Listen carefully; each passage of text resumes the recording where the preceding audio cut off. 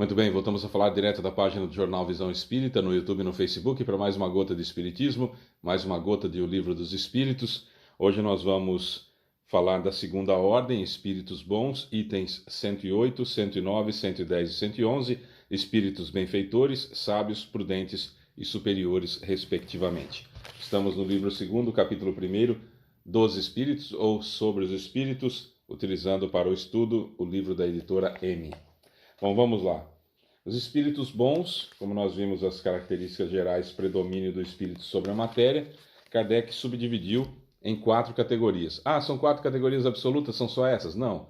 Há nuances entre elas e entre uma e outra classe, tanto dos espíritos imperfeitos que nós vimos nos vídeos anteriores, quanto aqui nos espíritos bons, não se consegue precisar exatamente quando um espírito deixa de ser de uma classe e passa a outra classe.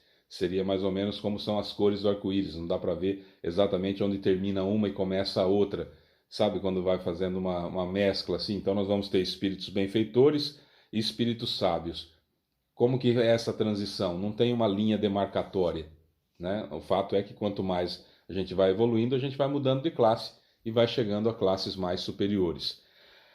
No item 108, que é a 5ª classe, espíritos benfeitores, a gente vai ter uma boa ideia de quem são esses espíritos benfeitores, e como nós não temos especificamente como saber o que vai no coração de cada pessoa, o que vai no coração de cada espírito, é claro que não dá para a gente afirmar. Ah, o Fábio afirmou que fulano de tal é um espírito benfeitor. Ah, o Fábio afirmou que fulano de tal é um espírito superior. Não dá para a gente afirmar isso. O que dá é para a gente ter uma opinião a respeito e que provavelmente vocês também vão ter opiniões acerca de cada um dos espíritos pertencentes ou não a essas classes, né? Então vamos lá. 4ª classe, 5ª classe, espíritos benfeitores. Sua qualidade predominante é a bondade. Tem prazer em prestar serviços aos homens e em protegê-los, mas seu saber é limitado. Seu progresso se realizou mais no sentido moral que no sentido intelectual. Então, os espíritos benfeitores são aqueles que se preocupam em fazer o bem, mas que não têm muito conhecimento acerca das coisas. Por exemplo, podemos ser um espírito extremamente benevolente, extremamente benfeitor, que ajuda as pessoas, que é bom, mas que não tem, não estou falando encarnado necessariamente, porque é um pouco diferente, falando desencarnado, mas que não tem o conhecimento, por exemplo, de astronomia, não tem o conhecimento sobre a expansão do universo, não tem conhecimento sobre a rotação e a translação dos mundos, a rotação e a translação do Sol, enfim, não tem esses conhecimentos ainda, por exemplo, mas já adquiriu a bondade. Desenvolveu a asa do conhecimento suficiente para entender que ser benevolente é o correto, que fazer o bem para os outros é o que importa. Desenvolveu essa área, parou por ali e foi desenvolvendo a moral. Então, há espíritos dessa forma? Há. Encarnados é um pouquinho diferente, seria um pouquinho diferente por quê?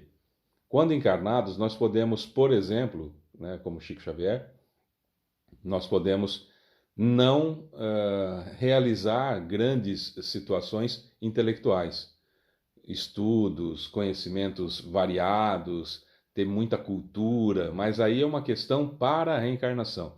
Não, eu não vou estudar, eu não vou desenvolver a parte intelectual, eu vou ficar só com a parte do trabalho submisso à vontade de Deus, como foi o Chico Xavier, extraordinário, espírito benevolente. Ah, o Fábio disse que o Chico é um espírito benevolente. Foi isso que eu disse? Não, estou dando um exemplo, como encarnado dá-se-nos a impressão de ser um espírito benevolente. Não sei fora do corpo. Emmanuel, por exemplo, já dá uma impressão diferente, de já ter um pouco mais de conhecimento. Então a gente não sabe. Eu disse que quando está encarnado não dá para saber. Porque encarnado tem as limitações da matéria, as provas que ainda tem que passar, as expiações que ainda tem que passar. Então, pode ser que toda a área de conhecimento esteja reservada, guardada, incubada para desenvolver outra área, tá? Então, só para a gente poder entender. 4ª classe, espíritos sábios. O que especialmente o que especialmente os distingue é a amplitude de seus conhecimentos.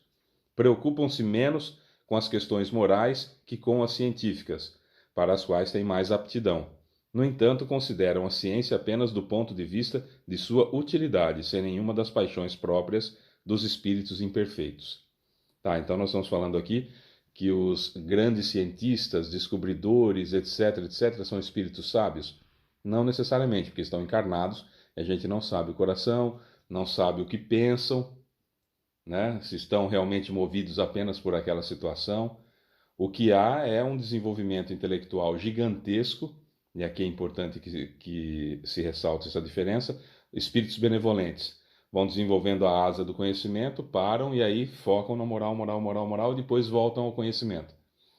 Espíritos sábios desenvolvem o intelectual, intelectual, intelectual, intelectual, até o topo, e a moral baixa, ficam estagiando lá nos espíritos imperfeitos, como nós todos. Aí vai evoluindo moralmente, evoluindo moralmente, evoluindo moralmente, evoluindo moralmente, evoluindo moralmente, mas a ciência não para. Então se tornam espíritos sábios, saem da ordem dos espíritos imperfeitos, mas têm aptidão e têm gosto e têm grande quantidade de conhecimento, então optam por trabalhar nessa área. Certo? Espíritos prudentes, item 110, terceira classe. As qualidades morais da ordem mais elevada constituem seu caráter distinto. Sem ter conhecimentos ilimitados, são dotados de uma capacidade intelectual que lhes dá o lúcido julgamento sobre os homens e as coisas. Espíritos prudentes, Pedro dá-se-nos a impressão.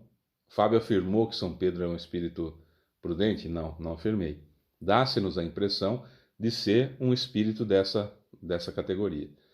Grande conhecimento, embora não foi necessária naquela encarnação, conhecimento intelectual, propriamente dito na época, mas uma prudência extraordinária, embora tenha negado Cristo. São deficiências que todos nós carregamos, infelizmente, ainda, precisando depurar-se, mas conseguiu manter a casa do caminho, depois conseguiu conciliar os cristãos todos renascentes, todos numa linha única.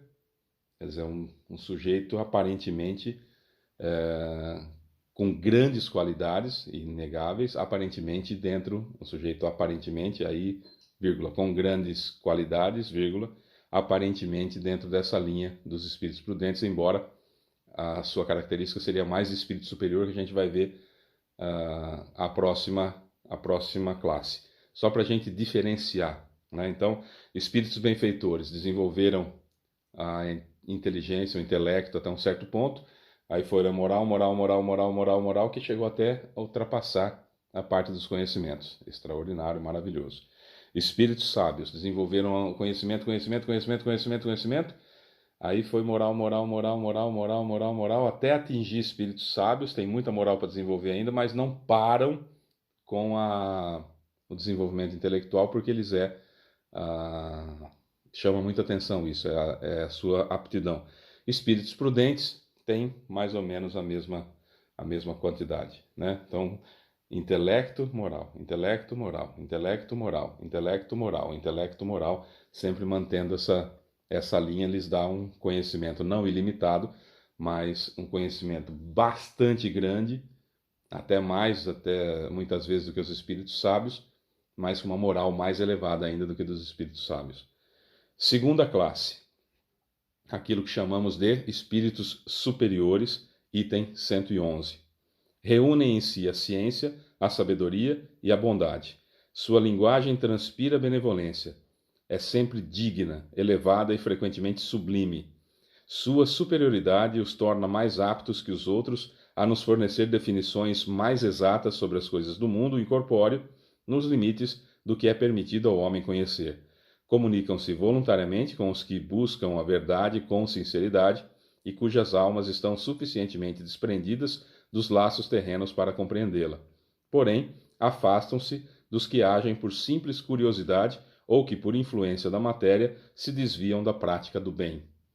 Quando excepcionalmente encarnam na Terra, é para cumprir uma missão de progresso e então nos oferecem um exemplo de perfeição a que a humanidade pode aspirar nesse mundo. Essa frase final, esse parágrafo final, quando excepcionalmente encarnam na Terra para cumprir uma missão de progresso e então nos oferecem um exemplo de perfeição a que a humanidade pode aspirar nesse mundo, pode confundir aqui a gente e pensar que Jesus seria um espírito superior. Não, Jesus é um espírito perfeito, que é da outra ordem, da ordem dos espíritos puros, da primeira classe. Aí é outra coisa, tá? Aqui nós estamos falando dos grandes nomes da Terra. Vamos falar, por exemplo, São Francisco de Assis, São da igreja, né? Francisco da cidade de Assis, se realmente ele for a reencarnação de João, o discípulo amado de Jesus, né? O João Evangelista, mostrou toda a sua grandeza, a sua superioridade, mostrou a toda a bondade que podia ter em alguém, o nome cruzando horizontes, chegando até a Palestina, onde ele foi recebido lá durante as cruzadas, e teria Saladino dito que se todo cristão fosse igual a ele se renderia ao próprio Cristo, e liberou, deu um salvo-conduto para ele voltar. Passou por inúmeras dificuldades, criou a ordem franciscana, viu as pessoas que não estavam preparadas ainda como ele se servindo da comunidade, se isolou, enfim, toda a história grandiosíssima de Francisco de Assis dá-se-nos a impressão. O Fábio afirmou que São Francisco de Assis é um espírito superior. Não afirmei. Estou dizendo que, aparentemente, por aquilo que a gente vê, porque ninguém está no coração dele, aquilo que a gente vê, sabe das aparições dele em colônias espirituais, o tanto que ele brilha, a grandeza desse espírito, etc., etc., dá-se-nos a impressão de ser um espírito superior, ou seria alguma coisa nesse sentido. Emmanuel dá-se-nos a impressão do espírito superior, alguns até espíritos prudentes, quer dizer, cada um tem uma opinião sobre esses espíritos extraordinários que a gente conhece. Caibar Schutel é mais para espíritos sábios, quer dizer, não se sabe exatamente a qual classe pertencem, e como eu disse, né, as classes são tão sutis, as diferenças entre uma e outra, que não dá para a gente especificamente ficar nomeando sem conhecer a fundo cada uma dessas personalidades extraordinárias que eu citei e tantas outras que existem por aí. O fato é que até espíritos superiores, até espíritos prudentes, a encarnação é mais comum. Espíritos superiores, as encarnações são mais missionárias mesmo. Aí estamos falando de missões grandiosas para a humanidade no bom sentido, porque tem aqueles com missões que acabam desenvolvendo essas missões que culminam em guerra e revolução, etc, etc. Napoleão Bonaparte tinha uma missão muito grande que era promover a Revolução Francesa, etc, etc. É a reencarnação de Júlio César, então tinha essas características, etc, etc. O primeiro Júlio César, né, o grande Júlio César.